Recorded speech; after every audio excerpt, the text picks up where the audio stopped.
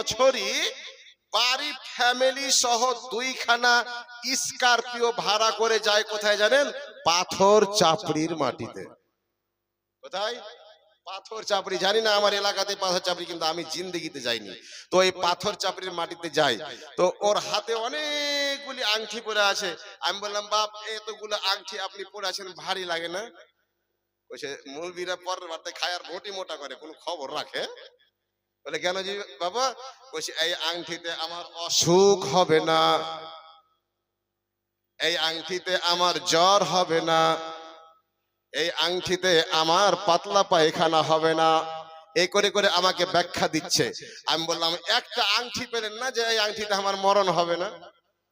বলছে, ওটা পাইনি। কথা বুঝতে পারলেন আমার ভাই আব্বাজান? তাহলে 30,000 টাকা প্রতি বছরেই খরচ করে আসে কোত্থেকে আমার ভাই আব্বাজান? সেটা হচ্ছে পাথর চাপড়ির মেলা থেকে। আমার ভাই আব্বাজান, আমি বলতে চাইছিলাম হাদিস ও কোরআনুল করিমকে সামনে রেখে কথা, আর সেই হাদিস ও কোরআনকে সামনে রেখেই কথা বলে যাচ্ছি এবং বলবো ইনশাআল্লাহ। আমার ভাইরা, আচ্ছা এবার আপনি বলুন, যে কোনো মানুষ মরে গেলে, কোনো মানুষ যদি মরে যায়, তো ওই মানুষটাকে কবরস্থানে নিয়ে যাওয়া হয়, তাকে সমাধি করা হয়। আর সমাধি করানোর পর ওই মানুষটার কাছে যদি আগামী কালকে গিয়ে কবরের সামনে 2 হাত এইভাবে ধরে অথবা দাঁড়িয়ে বলেন যে বাবা, সন্তান দাঁড়িয়ে আছে, বলছে বাবা তোমার সন্তান, তুমি যারে রসগোল্লা কিনে খাওয়াতে, সেই সন্তান এসেছি বাবা, একটা কথা বলো, একবার কথা বলো। ওই বাবা কথা বলবে? হ্যাঁ কি না বলেন না জি? কথা বলবে? বলবে না।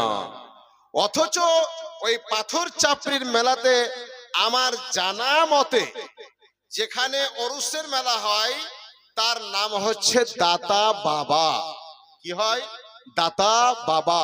এই দাতা বাবা কোন কালে মরে সে মাটিতে মিশায়া গেছে, অথচ আজও সেই দাতা বাবার নামে পুজো হচ্ছে। আমার ভাই আব্বাজান, ওই কবরকে, ওই দাতা বাবাকে গিয়ে হাজার হাজার টাকা দিয়ে আসে।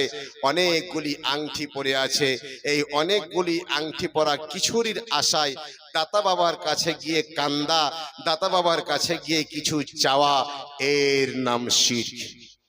কথা বুঝাতে পেরেছি? এর নাম শিরক। সুতরাং ভাই আমার ও আব্বাজানের আমার, আমি তাকে সরাসরি কথায় আক্রমণ করলাম, বাবজি জিন্দেগিতে আর পাথর চাপড়ির মেলায় যাবেন না। বলে, মৌলভী সাহেব, যদি পাথর চাপড়ির মেলায় তুমি একদিন ভুলেও চলে যাও, টাকাওয়ালার কথা বুঝতে পারছেন না, আবার মোচে পাক দিয়ে কথা বলছে, তুমি যদি একদিন চলে যাও, জিন্দেগিতে আর পাথর চাপড়ি ছাড়তে পারবে না। আমি বললাম, কেন বাপ? বলছে, পাথর চাপড়ি এমন একটা জায়গা, তোমরা কি মৌলভী, হ্যাঁ তোমাদের চাইতে বড় বড় মৌলভী আলখেল্লা পড়ে আছে, এত বড় বড় দাড়ি, আর এমন করে গান টানছে, গান শুনলেই তুমি পাগলা হয়ে যাবে। আমি বললাম, সিডি ক্যাসেটটা নিয়ে আসছেন তো বাপ? ওখানে তো আমি যাব না। তখন সিডি ক্যাসেটের বাজার চলছিল। বলে, ঠিক তোমার জন্য আমি একখান সিডি ক্যাসেট নিয়ে আসবো। সিডি ক্যাসেটটা আমি আউটডোরে গিয়ে ভরলাম, তো দেখছি বিশাল ব্যাপার রে ভাই, বাস্তব কথা বলছি।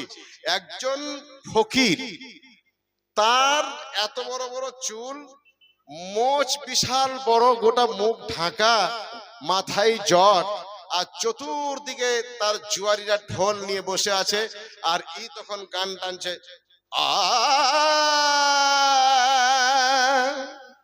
আর মাথা কান এমনি করে চাঁড়ছে, মোচ গালা এত বড়, চা ছাকার দরকার হবে না,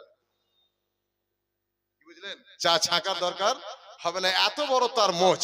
আমার ভাই আব্বাজান, তখন ও প্রথম ছিটা মারলে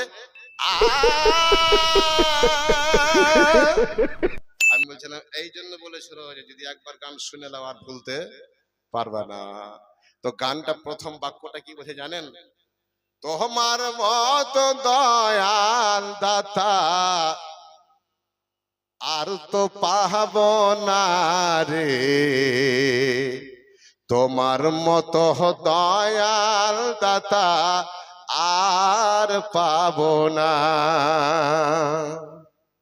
আল্লাহ ছাড়া কোনো ব্যক্তিকে হাজির করে, আল্লাহ ছাড়া কোনো ব্যক্তিকে প্রেজেন্ট করে এ শব্দ বললে তার জীবনের গুনাহ মাফ হবে? বলুন, হবে?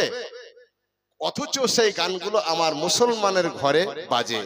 আর কি শব্দগুলো জড়েছে? যারা নাকি দাতার পূজা করে, ফকিরের ঝিটা বুঝতে পারছেন না? এক এক ঝিটাতে মানুষের মন কেড়ে নেবে। যারা নাকি দাতার পূজা করে, ছোট ছোট গুনাহগুলো পরে ঝরে ঝরে, এমন ভাবে গুনাহ